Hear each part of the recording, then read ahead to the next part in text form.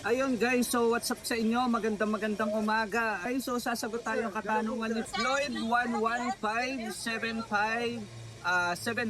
Ayun. Sa Frozen naman sir, ano masasabi mo? Yung Frozen quarter leg at pork chop kasim liempo.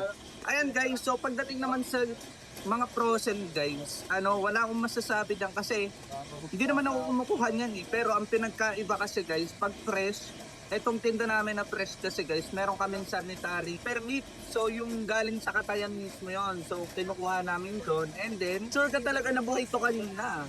Madaling araw guys, ito kinakatay eh. Kaya yun yung pinagkaiba nila. Unlike sa frozen kasi, hindi mo alam kung kailan kinatay. Pangalawa, hindi mo alam kung saan galing guys. Kung talagang buhay ba siya, double dead ba siya, hindi ko masabi. Mas sure ka kasi pagka fresh yung binibili mo kasi buhay talaga yun bago i-deliver dito, kinata yun madaling araw guys. So umaga, nandito na siya sa amin, naka-display na. Yun lang yung pinagkaiba nila guys. So yun, sana nasagot ko yung tanong mo Floyd. Ayun, God bless. Bye bye.